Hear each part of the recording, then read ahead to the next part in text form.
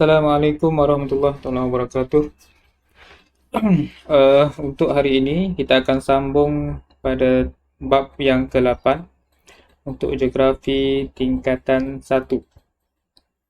Tajuk yang ke-8, bab yang ke-8 ialah penduduk di Malaysia. Okey. Dalam tajuk ini kita akan belajar yang pertama ialah taburan penduduk di Malaysia. Okey. Adakah bilangan penduduk Malaysia di setiap negeri sekata ataupun tidak sekata? Dalam bab ini kita akan belajar. Yang kedua ialah berkaitan dengan faktor yang mempengaruhi taburan penduduk. Kenapa? Apa sebabnya? Okey, kenapa kampung tak apa ramai? Kenapa dekat kawasan bandar begitu ramai? Okey, itu kepadatan penduduk.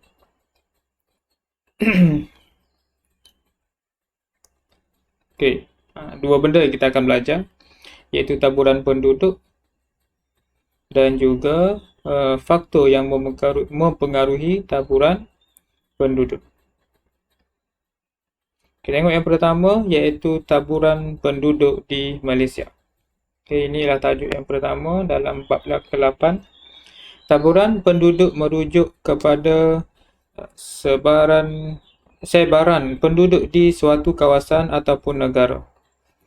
Menurut sumber Jabatan Perangkaan Malaysia, anggaran jumlah penduduk Malaysia pada tahun 2016 seramai 31.7 juta orang.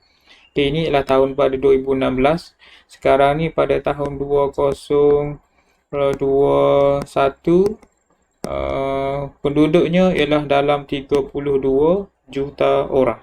Ini adalah pada tahun 2021 lah. Taburan penduduk di Malaysia tidak sekata. Secara umumnya terdapat kawasan yang berpenduduk padat. Ada sederhana dan juga ada yang jarang. Kita tengok kepada tempat. Peta 8.1 menunjukkan taburan penduduk di Malaysia. Ini ialah peta 8.1 yang menunjukkan taburan penduduk di Malaysia. Yang berwarna merah menunjukkan kepadatan padat. Yang warna coklat lebih kepada sederhana, dan juga kalau warna kuning ini ialah jarang. Yang bertanda bulat ini ialah ibu negeri, dan bertanda merah putus-putus ni, garisan merah putus-putus ni ialah sempadan antarabangsa. Kalau kita tengok dekat sini, warna merah ini ialah di kawasan yang di pinggir-pinggir ni, maka ini ialah kawasan yang padat.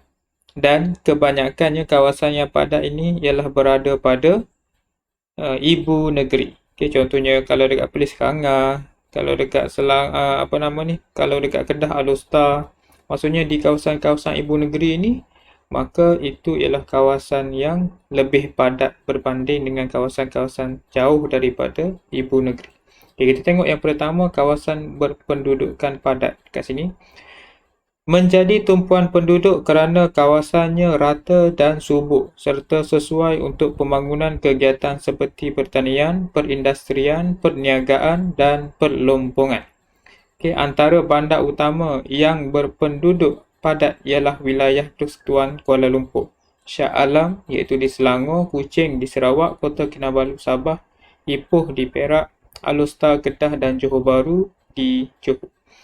Maksudnya dekat sini dia menerangkan kepada kita semuanya ialah ibu negeri.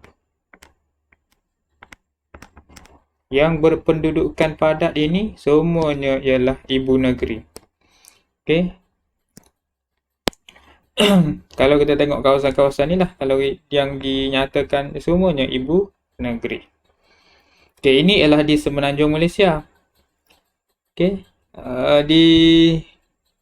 Di Sabah Sarawak pun lebih kurang sama. Di Kuching itu ialah ibu negeri, Kota Kinabalu itu ialah ibu negeri, dan juga ada beberapa kawasan-kawasan seperti kawasan-kawasan di Sabah ini ini ialah bukan ibu negeri lah.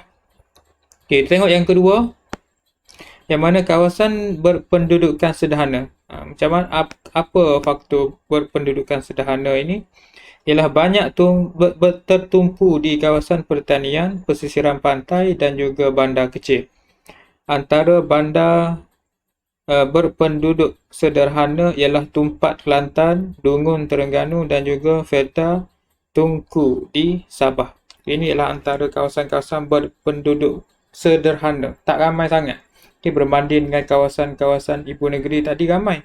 Kalau kawasan-kawasan sederhana ni maksudnya kurang ramai berbanding dengan kawasan yang berpendudukan padat.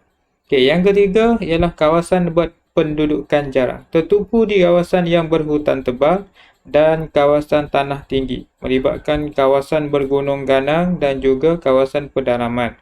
Antara kawasan berpenduduk jarang ialah Tasik Banding Perak, Kuala Tahan, Pahang dan juga Kapit Sarawak. Maksudnya kawasan-kawasan ni ialah kawasan yang bergunung ganang dan juga kawasan pedalaman. Okey, kawasan pedalaman ni kemudahan dah, dari segi kemudahan. Contohnya kemudahan keuangan, contohnya bank tak ada, ataupun kemudahan-kemudahan untuk memberi peralatan, peluang pekerjaan. Jadi disebabkan itulah dikategorikan kawasan penduduk yang jarang, yang mana di kawasan-kawasan itu kawasan yang jauh daripada bandar. Okey, itu ialah sebuah sedikit pengertian yang mana kawasan berpendudukan padat, kawasan berpendudukan sederhana dan juga kawasan berpendudukan jarang.